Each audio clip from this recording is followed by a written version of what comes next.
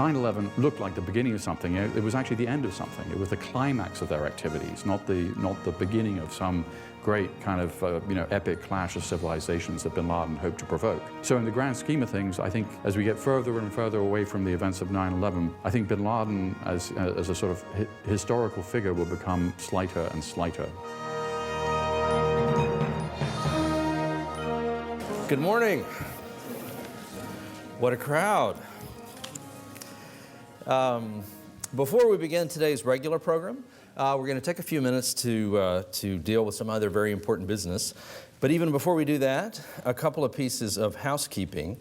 One is that we're going to run a little long today because we're going to make an announcement here in a minute that's going to take a few minutes. And then we'll sort of pause for a second because this is television and slightly start over again. So don't be alarmed by that. And also just a reminder, particularly since we have a large crowd, that in the new format, the relatively new format since I've arrived, that when we get to the Q&A at the end of the regular program, remember that I'll come around to you with the microphone. If you want to ask questions, you don't need to haul yourself to the back anymore. Just give me a little auction bid wave of a hand. I'm pretty good at spotting those, and I'll make my way to you and keep some sort of an order going. You may have noticed, by the way, that I also try to move around the room. So if there are 3 people wanting to ask a question over here and 1 over there, then I'm going to take 1 here and then go over there and then come back. All of that's just for TV. But thanks for your patience as we do those things. But before we get into all that, we do want to take a few minutes to share some very important news stemming from one of the Miller Center's most important efforts to encourage and support the finest and most ambitious young scholars in the country.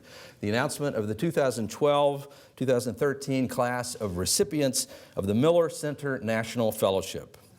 In its 12 years, the Miller Center Fellowship has become one of the leading programs for rising academic stars from the nation's leading universities who are completing dissertations in American history, politics, government, and international relations. Miller Center Fellows consider changes in the nature of government, the institutions of government, and the role of the United States in a world that is increasingly globalized, as proven by today's forum program. As part of the program, the Miller Center trains its fellows to craft accessible articles, blog posts, and to grant interviews that explore the present-day implications of that history. And of course, they have access to the insights, wisdom, and resources of the Miller Center, the university, our faculty, our extraordinary guests, and the engaged thinkers like all of you who make up the community of people who come to events like this. In addition to providing each fellow with a generous stipend, incoming fellows also select a leading scholar with whom they have always wanted to work, their dream mentor. The Miller Center then invites that scholar to participate in the program. Miller Center Dream Mentors are scholars at the tops of their fields and provide comments on fellows' dissertations, suggest new approaches to the literature and research, and often help our fellows reach a broader network of scholars. The fellows are truly remarkable emerging stars in their disciplines. One example from this year's class, Sheena Chestnut Greitens, I hope I'm pronouncing that right, is completing her PhD at Harvard on why some authoritarian regimes are more or less violent than others, and how should the United States deal with these kinds of states. This year, as the North Korean situation became particularly volatile, Sheena published some of her findings in the New York Times, Foreign Policy, and on the Miller Center's new blog, Riding the Tiger. Other highlights from the current class. 2 have accepted tenure-track jobs at UC Berkeley and Tufts University. One will be a Robert Wood Johnson Scholar in Health Policy Research at UC Berkeley, and another will be a postdoctoral fellow at the Institute on Global Conflict and Cooperation at UCSD. Between them all, they have published in the Christian Science Monitor, the Baltimore Sun, the journals International Security and Perspectives on Politics, and on blogs such as the Miller Center's and the Ultimate History Project. To learn more about the work of this year's fellows, feel free to attend this year's fellowship conference, taking place tomorrow and Friday here in the forum room. Schedules are on a table just outside the room, and you can read the fellows' papers that they've prepared for the conference on our website.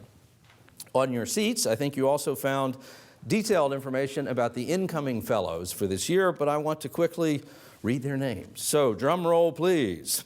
The 2012-2013 Miller Center National Fellows are Clara Altman from Brandeis University. Her dream mentor is Mary Dudziak of the Gould School of Law at USC. Her topic is the history of the transformation of Philippine courts and jurisprudence during the U.S. occupation of Manila.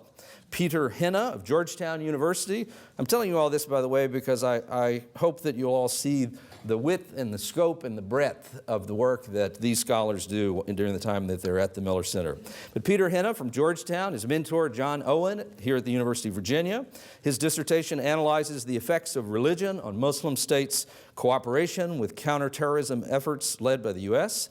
Catherine Krimmel at Columbia.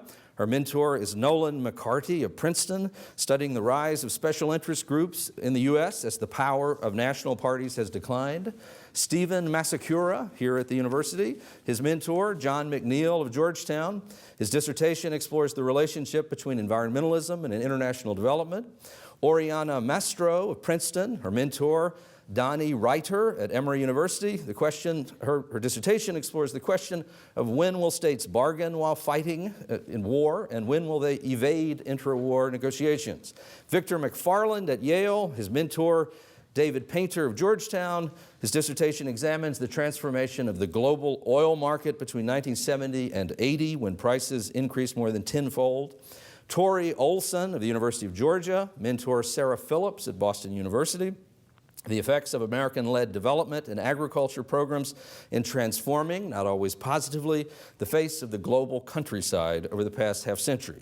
Justin Peck, also here at the university, mentor William Howell at the University of Chicago, examining arcane but fascinating legislative-executive conflict when the Congress has historically challenged the powers and the governing authority of the executive branch. And finally, Josie Rodberg, again of Harvard, dream mentor Margot Canaday at Princeton. Rodberg's dissertation examines the trajectory of debates over whether the United States should subsidize poor women's access to birth control. Congratulations to our departing Miller Center Fellows, and welcome to the new.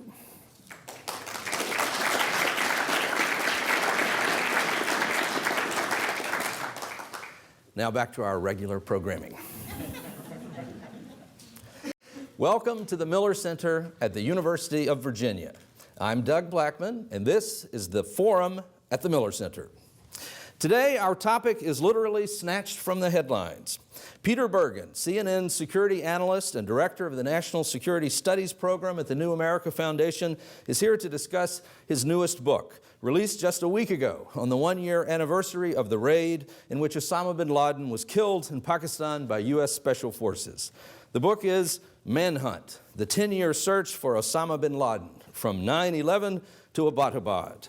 This is a book that speaks on many levels. On one, it is a dramatic retelling of the chilling battle scene narrative of the raid on Osama bin Laden's compound in Pakistan, told with the details and insights of one of the few Western journalists who interviewed bin Laden when he was alive, who visited the compound at Abbottabad after the raid, and who has since spoken to seemingly everyone of consequence in the decade-long hunt for his head.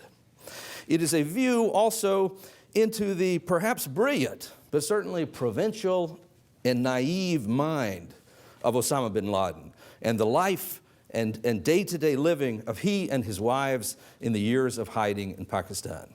This is also a book that speaks directly and revealingly at events that could be pivotal in the coming presidential election.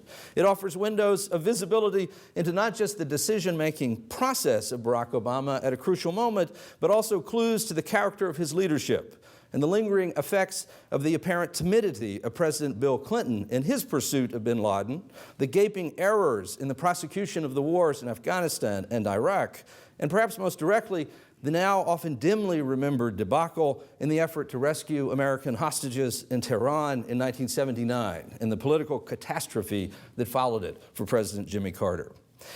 It is a story so cinematic, with spies, internal arguments, open warfare, assassinations, attempts to overturn regimes and turn enemies against themselves, and finally, a scene, must wonder if scripted, of the president and his aides in the Situation Room watching the raid in real time.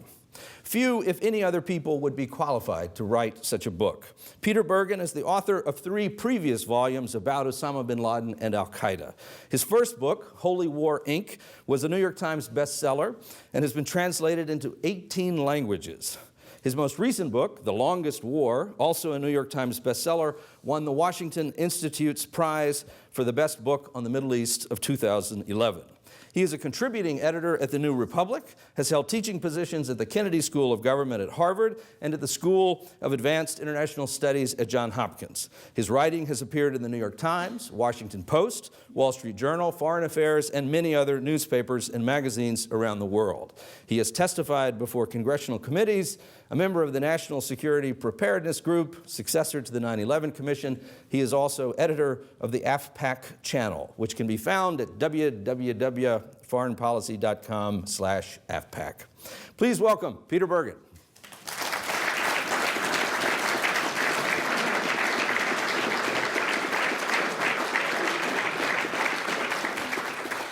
Thank you. Thank you, Doug, for that very kind introduction. Thank you, ladies and gentlemen, for coming today. And thank you to the Miller Center for this invitation. So, Doug did such a good job describing my book. Why am I up here? But no, I'll try. The book, I think, has several big themes. So let me just sort of try and explain what I thought the big themes were going in, and let me try and explain kind of how those themes were developed as I began reporting. It seemed to me when I started the book that there were sort of 5 or 6 baskets that I needed to think about. I needed to think about what was Osama bin Laden doing after 9/11, how was al-Qaeda doing after 9/11, to what extent was he in control of this organization after 9/11. So that was sort of one basket. Another big basket was, of course, Doug told me that Bruce Rydell was here just recently doing a presentation. He reviewed the book, and he said something about the book which I wish I'd thought about before I started writing it, which is the book is more Agatha Christie than James Bond. Obviously, there was a James Bond element to it in the final 2.5 hours of the raid. But there is a story about the CIA, which is very interesting, which was another big bucket I had to look at. And then there is a James Bond element to it, which is another big bucket of theme in the book, which is the evolution of JSOC. JSOC is, of course, the Joint Special Operations Command, which is a very, very different organization than, in fact, as Doug mentioned, almost a kind of critical backstory to all of this is what happened in Operation Eagle Claw, otherwise sometimes known as Operation Desert One, which was basically ended Jimmy Carter's chance of becoming a second-term president, the botched effort to release the American hostages in Tehran in 1980. JSOC basically came out of that, and I'll get into that in more detail. It came out of that disaster.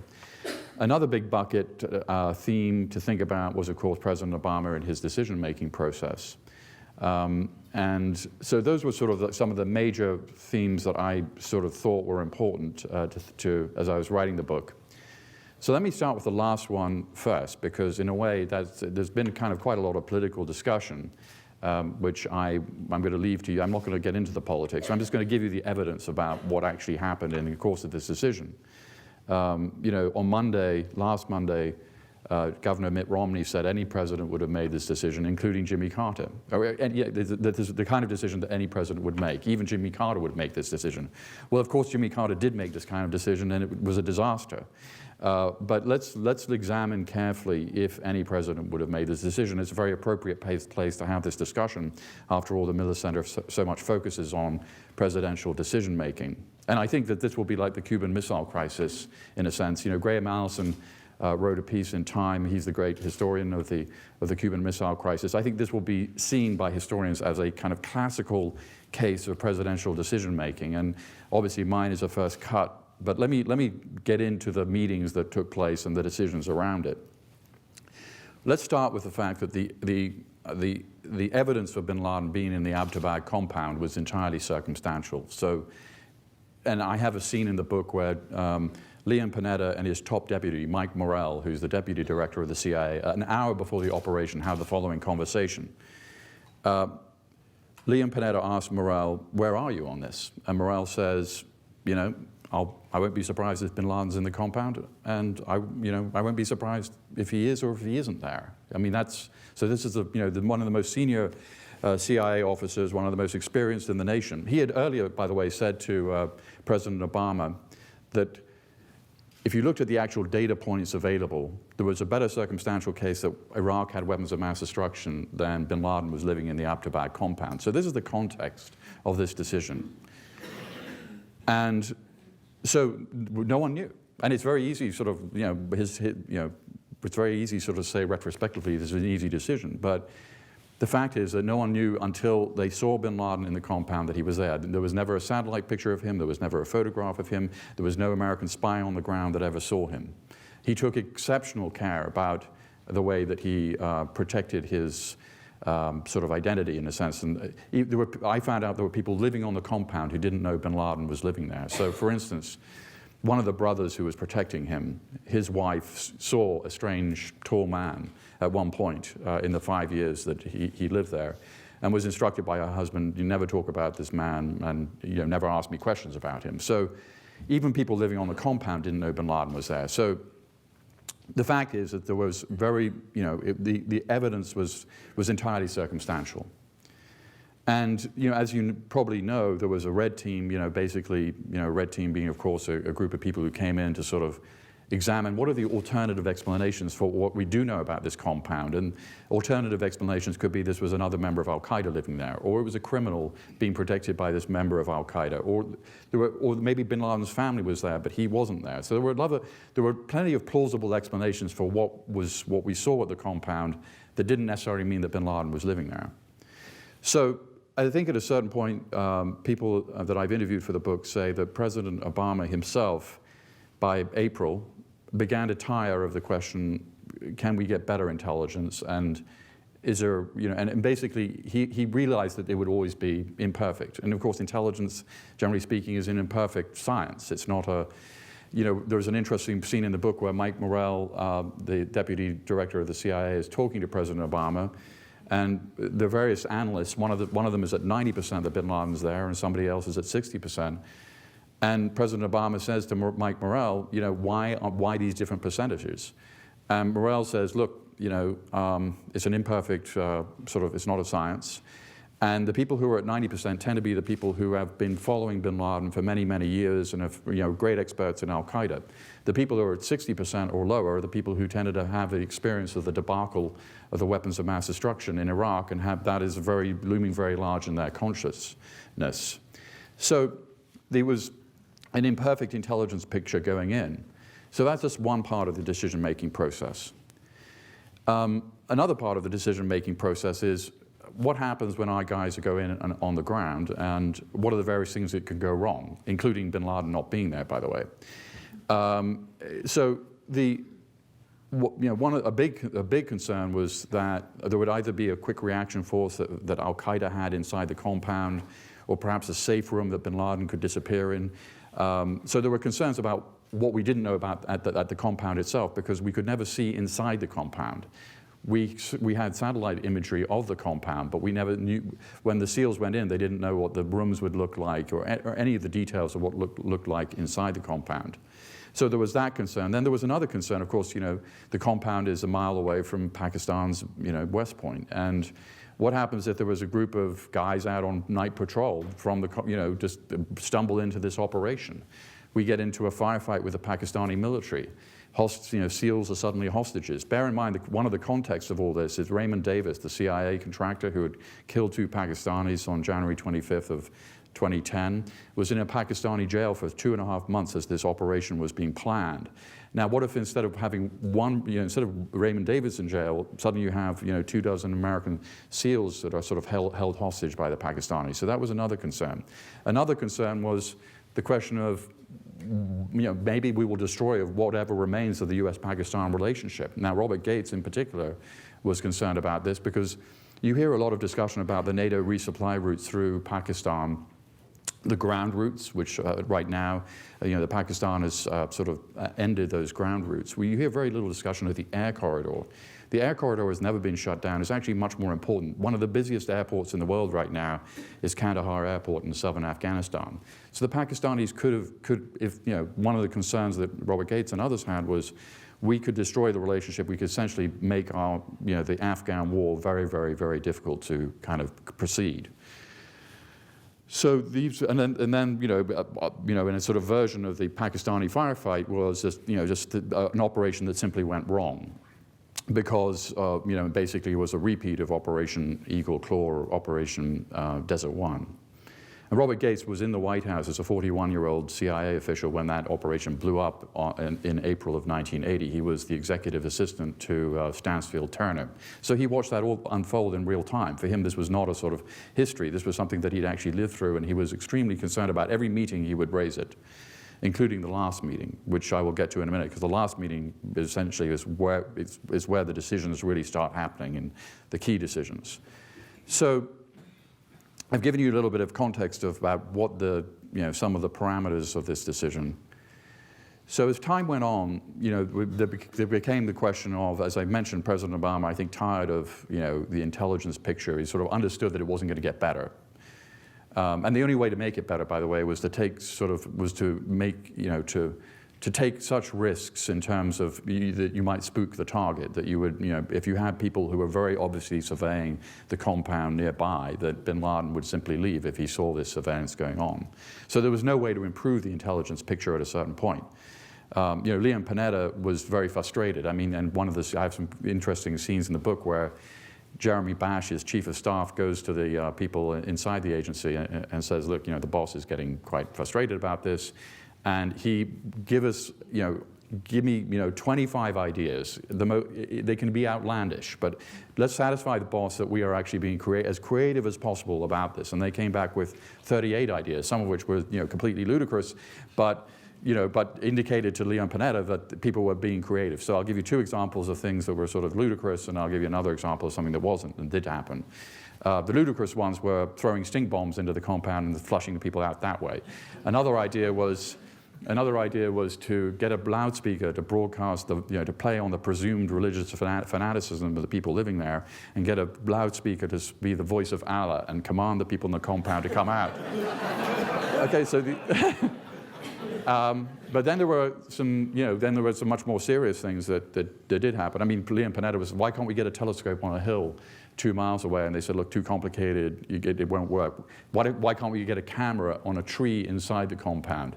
Well, spooking the target would be a problem, and then a few weeks later, the courier protecting bin Laden cut that tree down. So what did happen is, one of the things that did happen that we do know happened is that they recruited a guy called Dr. Afridi, who was a Pakistani doctor from the tribal regions, to essentially run a sort of false vaccination program in Abbottabad.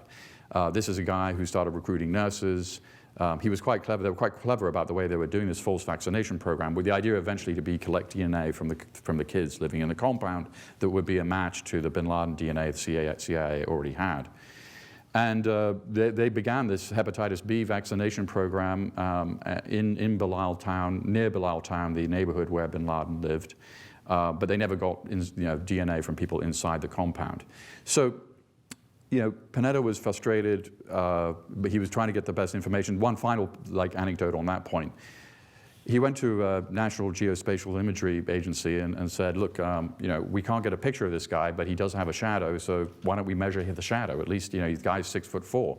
And they came back and they said, it's a guy somewhere between the height of 5'5" and 6'8". So that was like, okay, so it's an imperfect intelligence picture. It's an imperfect intelligence picture. And to show you the level of paranoia, I met bin Laden in 1997. They were a very disciplined and secretive and paranoid group of people in 1997. And so bin Laden, when he took his very quick stroll, which was like a prisoner taking a quick round in a prison yard, he did it under a tarpaulin, so that on the off chance that an American satellite was coming by, he had no idea that the CIA was really focusing on him, but he was sufficiently paranoid and disciplined to always take a walk under a tarpaulin when he did occasionally take that walk. So the intelligence was never really there completely, and I think President Obama at a certain point just said, look, we need to have courses of action. The term of art is a COA. So what are our courses of action? And there were basically 4 when it came down to it. The first one was a B-2 bombing raid. Now, a B-2 bombing raid on the compound, when they did the math on how many bombs it would require 32 2,000-pound bombs. General Cartwright, the #2 military advisor to the president at the time, pointed out that would be like a small earthquake going off in the area. Not only would you kill everybody in the compound, which included a lot of women and children, you'd also likely kill people in neighboring houses, and of course you would destroy any evidence that bin Laden was there. In fact, you'd never know if you'd killed him or not. And you certainly couldn't prove it to anybody that you'd killed him. So that was fairly quickly dismissed. There were 5 critical NSC meetings. In fact, in terms of sort of presidential deliberations, this is also interesting. I mean, the first meeting about this is in August 2010. This goes on for almost a year before the actual decision is made. This is a very deliberative process. Tom Donnellan in the book explains that there were 24 meetings of the National Security Staff at a sort of in a formal sense. There were 5 full National Security Council meetings. There were many, many side meetings. So this was a very deliberative process. So by beginning of April, you begin to have this discussion of the B-2 bomber as one option, and that is dismissed relatively quickly. Another option is, shall we do a joint operation with the Pakistanis? That idea is also reasonably quickly dismissed because there are concerns that the information will leak, essentially. And then, so you're basically left with 3 other options.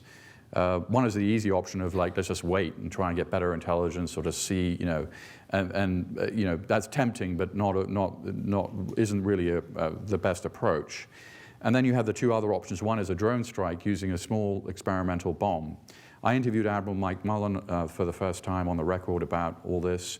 And Mullen has a lot of interesting things, I think, to say about this operation. Obviously, he was the chairman of the Joint Chiefs. He's the top military advisor to the president.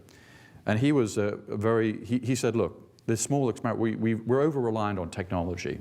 This technology, a small experimental bomb, hasn't been used in combat before. We should not, basically run the experiment on Osama bin Laden.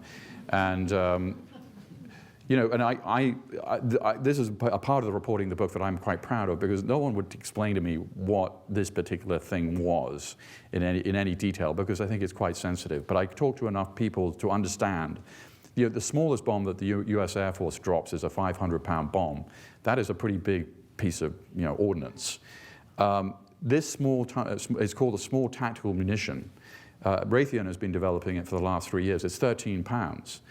So it's a tiny weapon. But so the concern was, what if it doesn't work?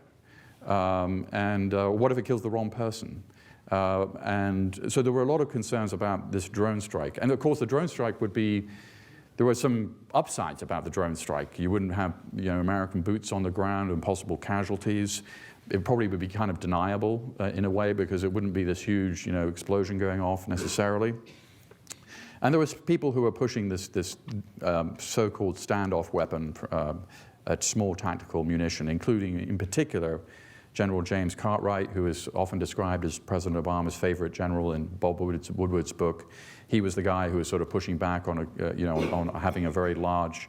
He was the guy essentially in the Joint Chiefs who was sort of saying, we could do a counterterrorism plus mission in Afghanistan, and as a result of which, I think he was highly regarded by President Obama and also people in his national security team.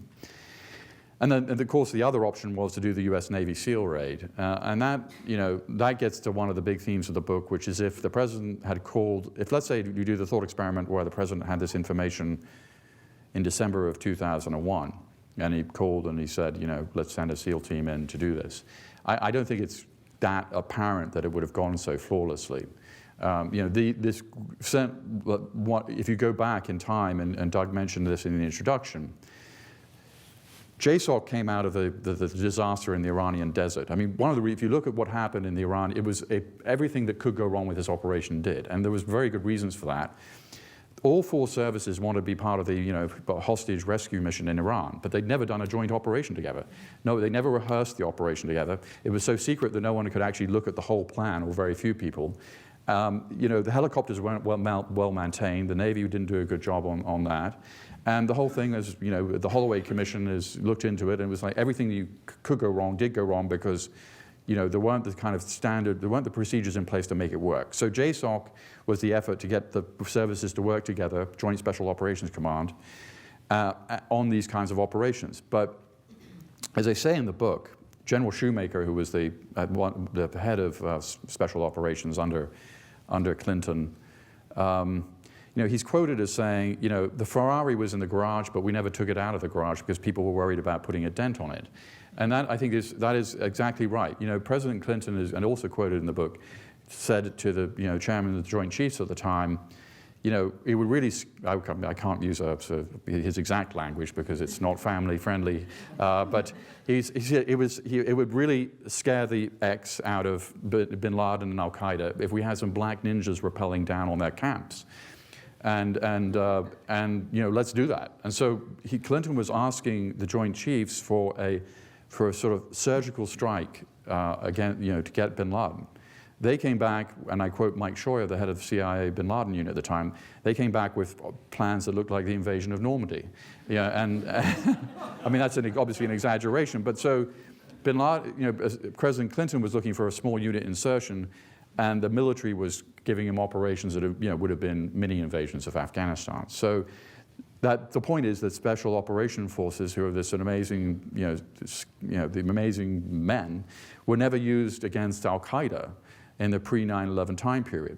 And of course there was Mogadishu and Black Hawk Down, and that, there was a great, that it kind of makes sense that there was a lot of, people were worried about using them in countries like Somalia or Afghanistan as a result of Black Hawk Down. After 9/11 that changes. And it doesn't change entirely. If you look at my account of the Battle of Tora Bora in the book, I calculate there were more journalists at the Battle of Tora Bora than there were American soldiers, and it's simply a fact. I quote, I interviewed Nick Robertson, my colleague at CNN, and Susan Glasser, who was the Washington Post correspondent, now the editor of Foreign Policy magazine. They were both there. They both have roughly the same estimates, that there were about 70 to 100 journalists covering the battle, 100 at the most. So Dalton Fury, which is a pseudonym, was the top special forces officer on the ground at Tora Bora. He has the exact numbers. There were, I think, 70 basically U.S. special operation forces, and that included 12 people from the Special Boat Service, the British equivalent of the SEAL teams. So there weren't enough people. And so even after 9/11, there was still a sort of reluctance to put a lot of boots on the ground and to deploy these people. And I think that really changed with Iraq. Iraq, when General Stanley McChrystal came and took JSOC, and he took this Ferrari and he turned it into this killing machine of just extraordinary ferocity and agility. And how did he do that? First of all, he harnessed technology. But first of all, he moved his whole operation as far away from Washington as possible. So the bureaucratic kind of impulse to not take risks, the bureaucratic impulse to not have people sharing information, that all went out the window. And he set up JSOC in a place called Balad, which is 45 minutes outside Baghdad. He got 2 aircraft hangars. He used they improvised. So initially they only had 1 drone. So they rented some Beechcraft aircraft and put cameras on them. It was right at the time when broadband internet access was. They bought huge amounts of broadband access so that they could funnel every piece of material they were recovering these raids to a intelligence outfit in Washington that would analyze it overnight. And so suddenly this group of people they would go out on one mission, and a few hours later, based on the intelligence they gather from that mission, they go out on another mission. And I mean, there are many reasons why Iraq turned around, and the laundry list of what those reasons are. General Petraeus' leadership, change of counterinsurgency doctrine, the Sunni awakening that was devastating to al-Qaeda, previous ethnic cleansing that made the civil war harder to conduct because basically Sunni and Shia had moved apart so much. There were multiple reasons, but I think JSOC put an enormous cost on al-Qaeda in Iraq and also the Shia militias. And so this entity, which was doing a dozen raids a night in Afghanistan, Admiral McRaven, who was in charge of JSOC when this operation happened, when he talked to people about this operation in Abbottabad, he said, look, do not be concerned about this from a military point of view. I mean, my concern is, what will the Pakistanis do? They have an air force, they have people on the ground. That was the concern. The concern was not that the operation would be, that it wouldn't be executed fairly flawlessly. That said, and I quote Admiral Mike Mullen here, when Admiral McRaven came to the President of the National Security Council with the plan for the raid on Abbottabad, it was done in such a way as, let's not anger the Pakistanis too much if we can avoid it. And at a certain point in one of these National Security Council meetings, President Obama says, our premium is not on keeping the Pakistanis happy. Our premium is on making sure our guys get out. And so that changed the nature of the operation. And I quote Admiral Mike Mullen directly. He said, and he was very insistent that this was on the record when he was talking to me. He said that it was President Obama who put the extra Chinooks in, the big school bus-sized helicopter that were actually critical, because when the Black Hawk went down, it was a Chinook that was about 20 minutes flying time away that came in and picked up the SEAL team on the ground and Osama bin Laden's body.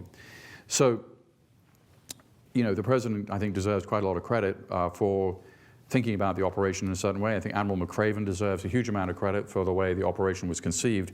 A fascinating book is Admiral McRaven's, it was basically his thesis at the Naval Postgraduate School, which turned into a book, and it's called Special Ops. And essentially, Admiral McRaven looked at 8 kind of studies of special operations that had gone well. Most of them are from World War II, and one of them is the raid on Entebbe, the effort to rescue the Israeli hostages there. The great hero of the book, by the way, is Jonathan Netanyahu, Bibi Netanyahu's older brother. Jonathan Netanyahu comes out of who was killed in the course of this rescue operation at Entebbe. He was an exceptional officer who read Machiavelli to relax. He was somebody who was absolutely in the details of everything, creativity and being very detail-orientated is what's necessary to make these operations work. And Admiral McRaven distilled a number of key principles from these operations, which were very, very relevant to Abbottabad. One is surprise, which I think is fairly obvious. But let me just give you an example of the kind of surprise he's talking about. When the raid on Entebbe, when the Israelis went in on their transport plane, they had Mercedes, the exact same model of Mercedes this all happened in Uganda, by the way. They had the exact same model of Mercedes that Ugandan generals drove, and they were all dressed in Ugandan military uniforms. So, the hostages were rescued within 3 minutes. So there was a totally surprising attack. Another good example is when the Nazis rescued Mussolini. He was held in some hotel high up in the Italian mountains. The Nazis went in and they flew in with hang gliders, which was completely unexpected. And in fact, they didn't even fire a shot when they rescued Mussolini. So think about that in the context of these stealth helicopters in Abbottabad. No one expected that bin Laden didn't expect that 200 miles inside Pakistan that suddenly Navy SEALs would appear at his compound out of the night. So repetition was one of the key elements of successful special operations. So the SEALs practiced in North Carolina on an exact replica of the compound, except with one detail that's very important. And then they also rehearsed in Nevada at the same elevation. They did 2 rehearsals. The first rehearsal was on the target, meaning just what are we going to do when we get there. The second operation was the whole thing, including the 90-minute flying time in, at night, on the compound, and 90 minutes out. Using night vision goggles. The one detail that they didn't have right, which President Obama was briefed on May 6th when the SEALs told him exactly what went right and what went wrong with the operation, is that when they rehearsed on these replicas of the Abbottabad compound, the concrete walls of the compound were represented by chain link fencing. And so what happened, the reason the helicopter, we think, went down, I'm just reciting something that I think is, I'm not an expert in this area, obviously, but it's essentially the helicopter got caught in its own, in the rotor wash in a way that sort of forced it downwards. And you can do, if you're at 5,000 feet and this happens, you know, it's fairly easy to get out of it. But if you're at 20 feet, you're going to crash. So the helicopter pilot essentially, you know, saved all these guys' lives and, you know, deserves a huge amount of credit for doing a controlled crash in the compound. But the reason that when they did the sort of post facto analysis, the chain link fencing didn't have the same kind of aerodynamic, that the concrete walls created a much more kind of difficult aerodynamic environment. So, you know, getting back to the presidential decision, on the final, you know, April 28th is the final NSC meeting, and essentially there's a real split. And the most senior national security advisors to the president are completely split. So on one side is General James Cartwright, who is advocating the drone strike with the standoff with the small tactical munition. Allied to him is Robert Gates, who's essentially saying, you know, I think there's too much risk here, the evidence is too circumstantial, Operation Eagle Claw, I mean, a whole sort of, we're going to destroy our relationships with the Pakistanis. And, you know, by the way, of course, the Defense Secretary Robert Gates has said every president since Nixon, so his voice carried considerable weight. And then Joe Biden, who was elected to the Senate when Obama was 10 and had been the head of the Senate Foreign Relations Committee, also said, you know, we don't, you know, we're going to risk our relationship with the Pakistanis, and, you know, he's publicly said, you know, my advice, Mr. President, is don't go. So that's one side. On the other side, Leon Panetta from the get-go was saying, we should do this raid. And Leon, I mean, I think he comes out of this very well. And very interestingly, he has, what he says to the president is, Mr. President, you know, the test I'm going to use, or will use in any important decision, what if an ordinary American was in this room listening to this discussion and knew and that ordinary American knew what we know? What would her decision be? What would his decision be? And, you know, I mean, and Panetta was very, you know, firm. I mean, they would say, do it. It doesn't matter if we don't have, like, perfect intelligence. You know, let's take the risk. Hillary Clinton, who I interviewed for the book, and she told me, look, and other people described her presentation to me.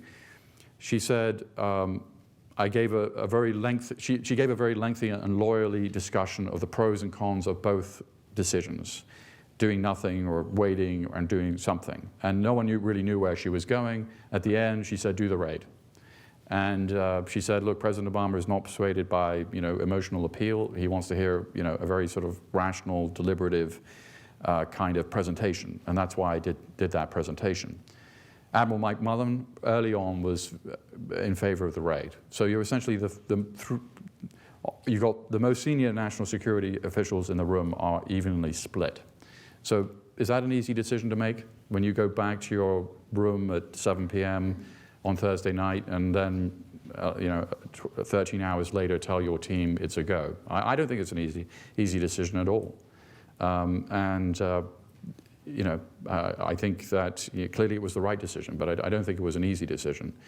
Let me sort of end perhaps, well, with Osama bin Laden himself. And, you know, I was the only person I was the only person who was an outside observer to get on the compound before it was demolished. You know, from a competitive perspective as a journalist, it's almost perfect. I mean, you go there, but then they demolish it.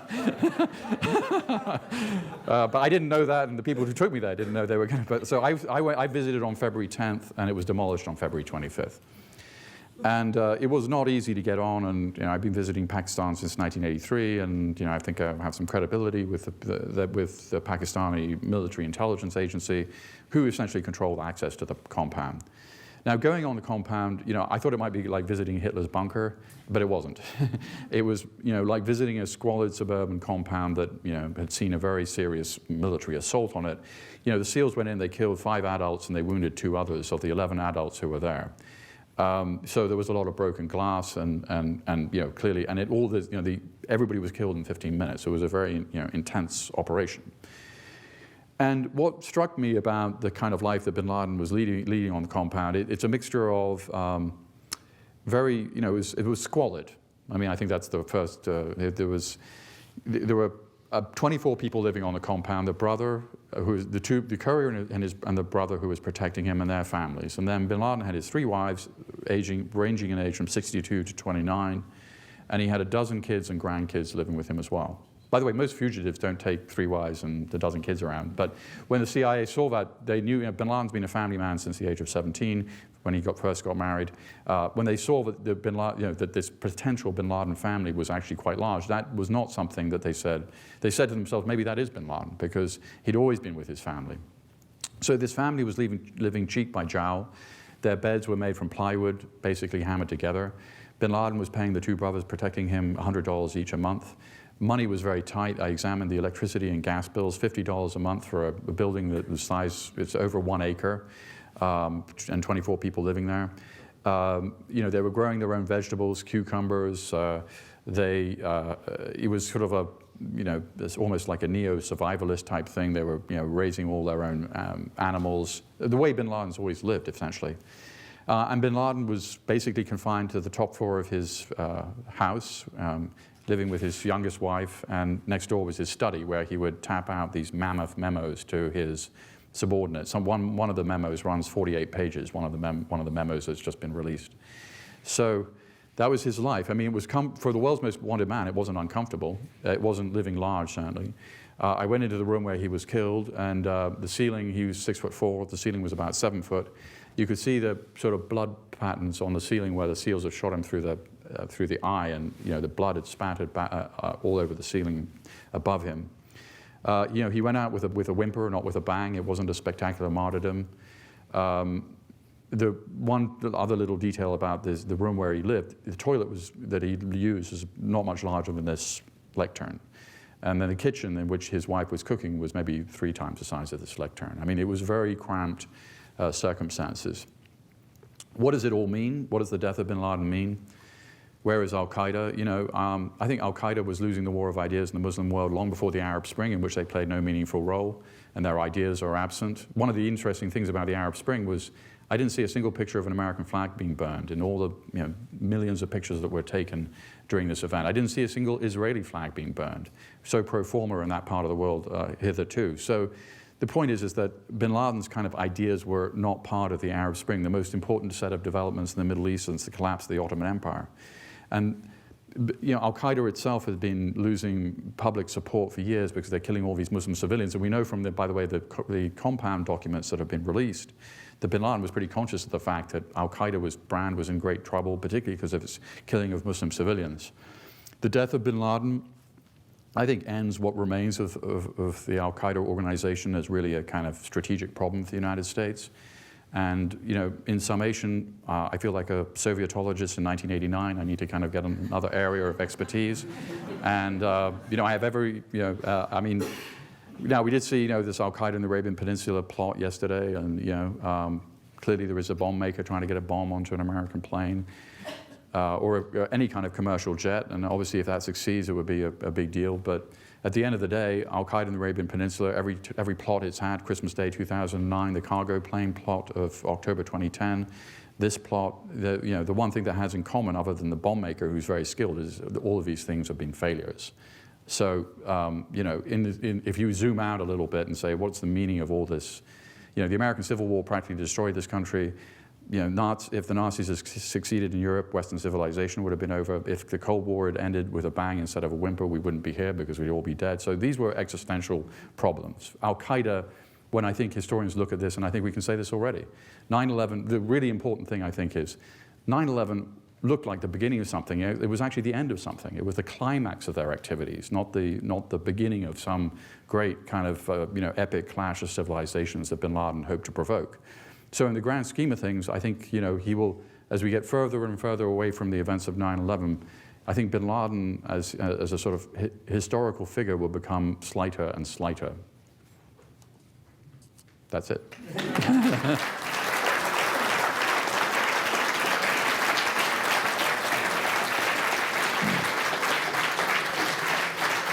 Thank you. Thank you very much. Thank you. A question about the account of the decision by the president and the unfolding of the raid. The president makes the pivotal decision to add the Chinooks to the raid. He then watches it unfold with the Secretary of State. It goes right in the end. You quote him, he says under his breath, "We got him, we got him." Is it a little too pat? Is it a little too cinematic? Is this story are we gonna learn over time that perhaps it wasn't quite as screenplay perfect as that?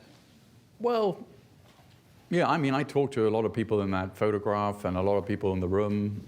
I mean, let me talk about that photograph because the story of how that happened is interesting.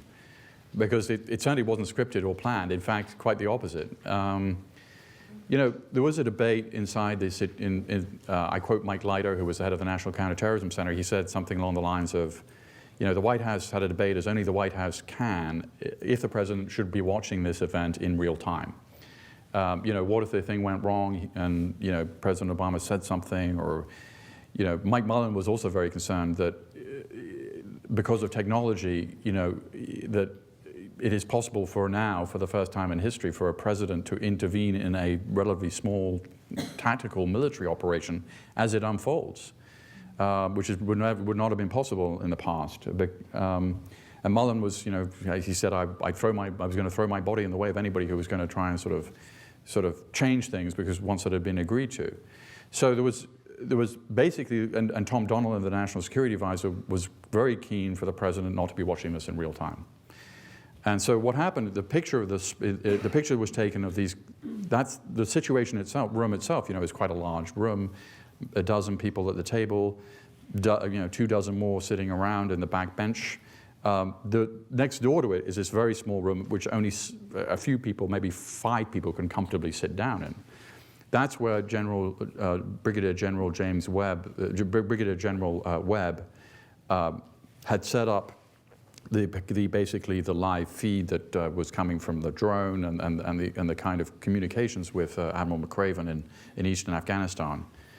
And what happened was that people like Mike Leiter, you know, but he was like, well, I'm going to watch this. I mean, why not? Why, you know, if there's a debate going on about whether the president can watch this or not, I don't really care. I'm quite curious to see how this is going to unfold. And then suddenly everybody starts filing in, and then suddenly the president says, I'm just going to watch this as well. And so that's why they're all jammed into this room, because everybody's in there trying to look at what's going on. I mean, human curiosity is very high. So in fact, rather than being scripted, it was completely unscripted. Will we know more about this operation over time? Sure. I mean, because I think that's what historians do. But there were some very, very good accounts that I was able to draw on. You know, Nick Schmidl's account of the New Yorker. There was a great History Channel documentary, which I found very useful. The producers shared with me the transcripts of some of those. But sure, we will find out more. I mean, no doubt. Thank you very much for a riveting talk. It seems to me that one of the most potent and important tools in a president's toolkit these days is the fusion of intelligence with JSOC capabilities. And I was wondering if you could speak to the evolution of that.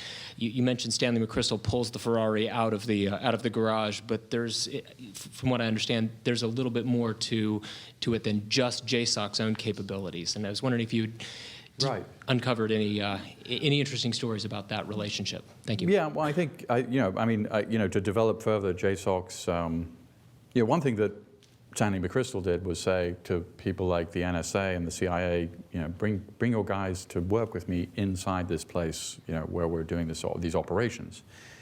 And then he also sent then Colonel Michael Flynn, who was his top intelligence officer, to go and work with the CIA in Baghdad. So there was, McChrystal and Flynn were instrumental in sort of making the relations between JSOC and the intelligence community much more seamless.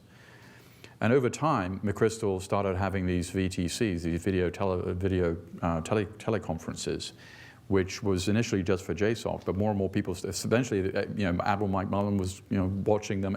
Anybody who had any interest in Al-Qaeda and its affiliates was tuning in around the world to these classified VTCs. And so I think, McChrystal deserves enormous credit for this, and also now Lieutenant General Mike Flynn, for kind of making this happen. And the other interesting thing is CIA is now a much more paramilitary organization than it was, in the 90s. I mean, you've got the Special Activities Division of the CIA, which is, is a paramilitary organization, and you've got a, CIA drone program, which after all is a, kind of a, one of the things I try and also say in the book is, do the thought experiment where George W. Bush tripled the number of troops in Afghanistan and said they're going to be there for 5 years, by the way. Do the thought experiment where George W. Bush quintupled the number of drone strikes in Pakistan. Do the thought experiment where George W. Bush was also fighting covert wars in Somalia and Yemen and executed an American citizen and also killed an American teenager with a drone strike. I mean, Anwar al-Awlaki was born in New Mexico. First time in history, presidential history, I think, that an American president has authorized the execution of an American citizen. So, of course, it's not George W. Bush, it was President Obama. And I think the left, would have been much more, if it was George W. Bush in office, we'd hear more from the left on these issues. On the other hand, the right doesn't really give President Obama much credit for the fact that he's been one of the most aggressive militarily, one of the most militarily aggressive presidents in history. I think one of the problems that, Governor Romney will have is trying to say, how do you get further to the right on these issues than President Obama already is? Particularly, think about Afghanistan. We've now, signed a strategic partnership agreement with the Afghans. The details, still to be worked out. But we're going to be there till 2024. I mean, will Romney say, well, that's kind of lightweight, and it's very hard for you to kind of. So I think President Obama's the nature of his leadership is one of the themes of the book. And just one final point on this. One of the first things that happened in President Obama's very early on, you may recall, he was awarded the Nobel Peace Prize. Well, he took the opportunity of his Nobel Peace Prize acceptance speech to lay out his philosophy of war. Probably the first time that anybody has accepted a Peace Prize and said, here's my philosophy of war. And his philosophy of war was, much as I admire Mahatma Gandhi and Martin Luther King Jr. and nonviolent traditions as a way of kind of dealing with conflict, at the end of the day, a nonviolent approach to the Nazis wouldn't work. And at the end of the day, you can't negotiate with Al-Qaeda. And to say these things is it's simply a recognition of history and the imperfection of man, is essentially what he said.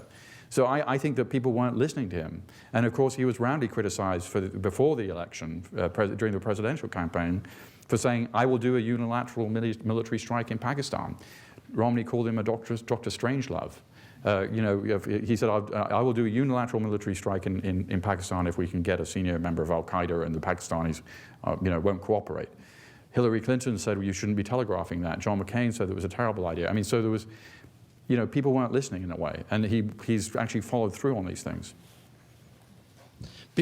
Peter, you just mentioned the new agreement with Pakistan. We've got a question from Emily Levy via Facebook that I wanted to ask you, and that is, do you believe that there was an element of Pakistan's armed forces or intelligence services who knew that bin Laden was in the compound? And just more generally, what's your view on the assertion that Pakistan's intelligence service has been not so much a friend, but as often a foe? Well, let me just sort of give you some data points, because this is such a common kind of question, and let me start with the fact that there's no evidence that any Pakistani official knew that bin Laden was living in Abbottabad. Look, we've recovered 6,000 documents, and if there was a smoking gun, believe me, our relations with Pakistan are not such that we wouldn't have advertised a smoking gun. So there is no smoking gun in those documents, that there was no Pakistani official complicity. And I knew that just as a matter of deductive logic before we found this out, before any of this information came out, because think about Osama bin Laden. He's a very paranoid, disciplined guy. He's not going to tell anybody who doesn't need to know. People on the compound didn't know that he was living there. So why would he tell the Pakistanis? And bear in mind that Al-Qaeda on 2 occasions tried to kill Pakistani President Pervez Musharraf in December of 2003. Very serious assassination attempts.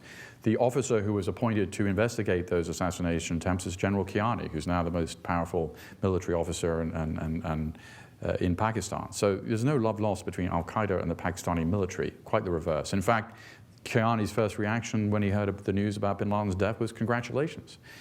So that was their,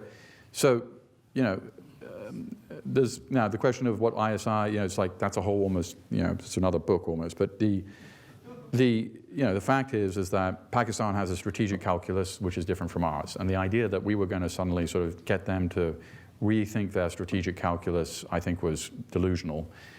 They have fought 3.5 wars with India, which they've either lost or drawn. Imagine if we had just spent the last 60 years having 3.5 wars with Canada. I mean, Canada would loom very large in our strategic calculus.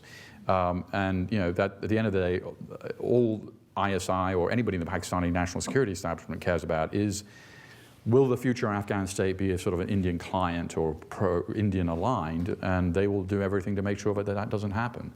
And that doesn't align with our strategic interests, but that's theirs. I mean, they're going to be next to Afghanistan forever, and we're going to be out of there at a certain point. So it's a long way of saying that ISI, more Pakistani troops have died fighting the Taliban than US and NATO combined in Afghanistan, which is simply a fact. So, it's a lot more murky than I think sometimes people think. It's not the ISI is sort of this terrible institution at all. And at the same time, it's not that they are doing things, they are also pursuing their own strategic interests, which are not ours often. Regarding the intelligence gathered at Abbottabad, can you tell us more than we already know from what's been released?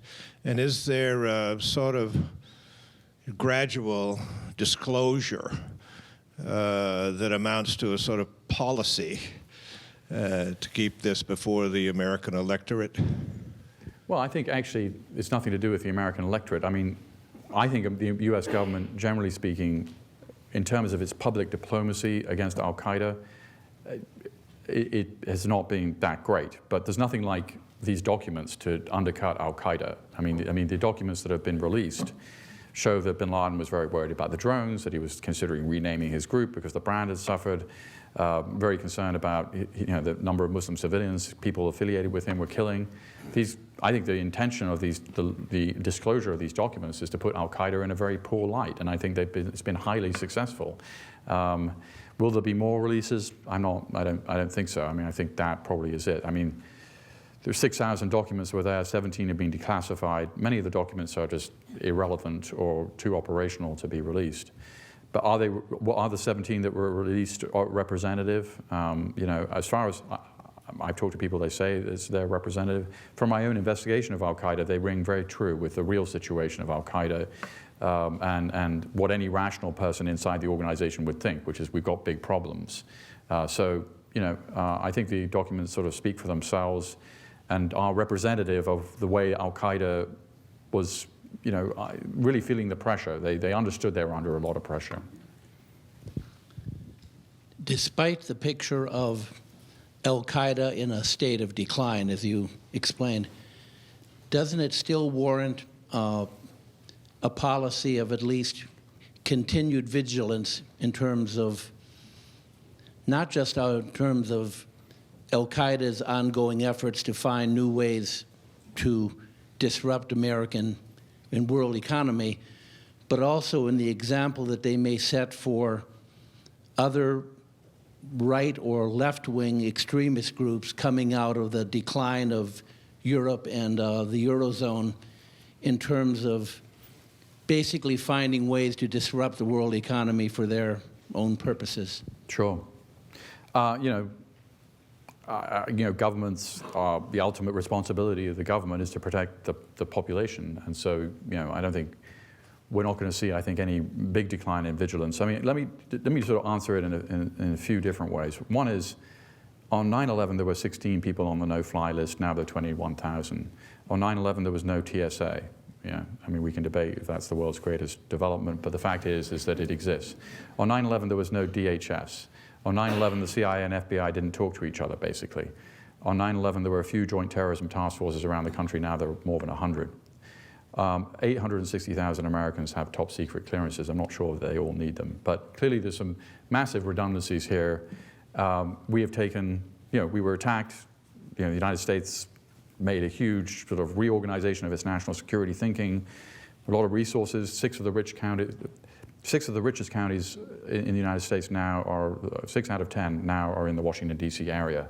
As in any war, there's a massive sort of Keynesian effect. By the way, if the idea was to bankrupt the American economy, which is sometimes you hear al-Qaeda say that, these guys are not economists. I mean, instead, there's, wars are good for the United States, usually for its economy. That's been true whether it was World War II or any other war. So, and also, by the way, we're spending 1% of our GDP in Afghanistan right now. In Vietnam, we spent 9.8% of our GDP in 1968. I mean, by American historical standards, the amount of money we're spending, even though we're spending a lot of money, is actually relatively trivial. During World War II, we spent 40% of GDP. So we have, you know, of course we need to remain vigilant, but Al-Qaeda has, 17 Americans have died in the United States since 9/11 as a result of jihadi terrorist activity.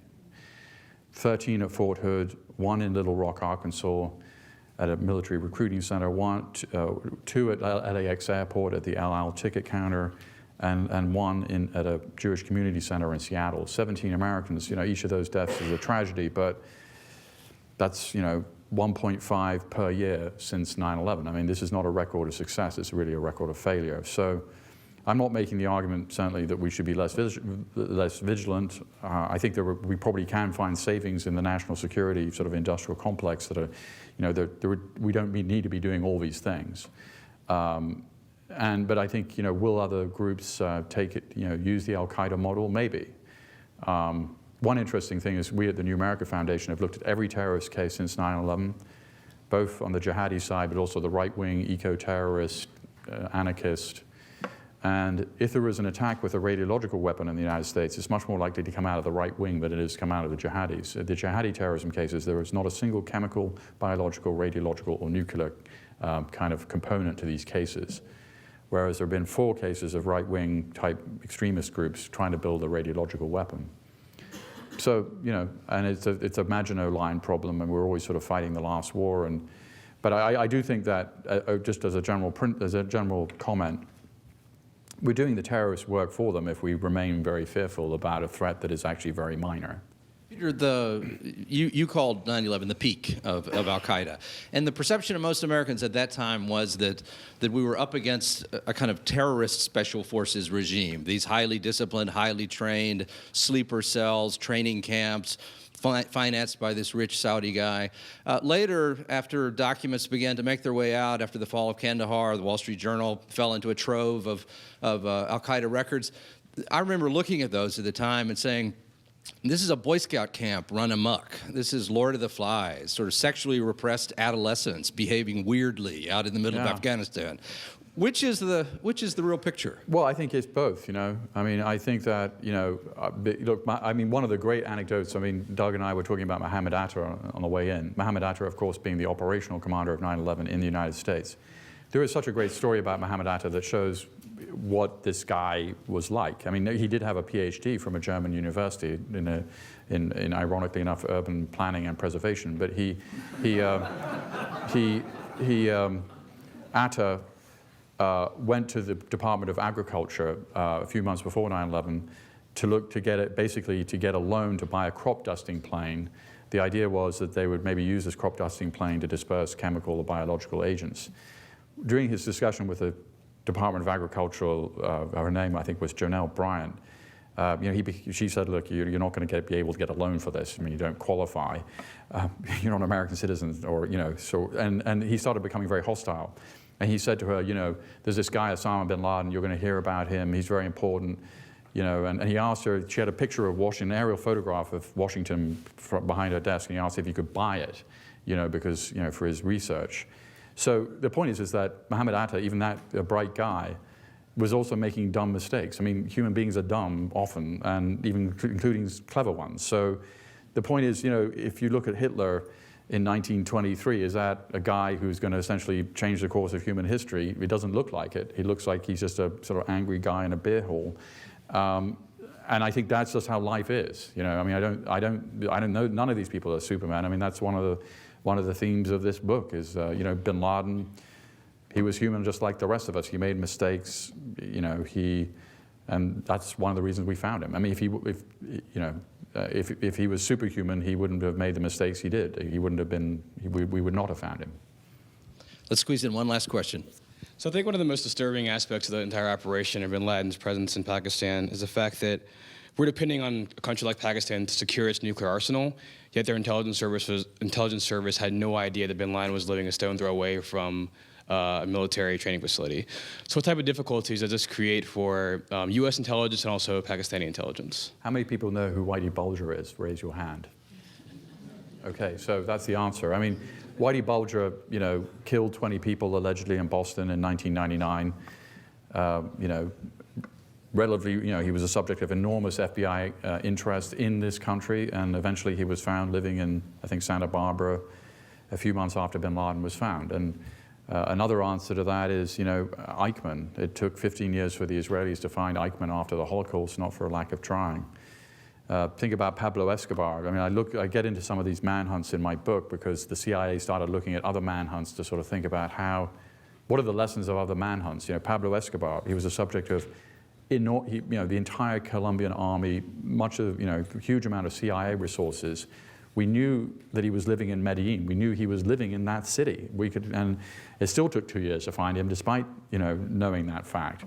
So, you know, Donald Rumsfeld was asked a version of this question. He had a very sort of Rumsfeldian answer, which was, somebody asked him, why haven't we found bin Laden? He was like, well, the world's a big place. And,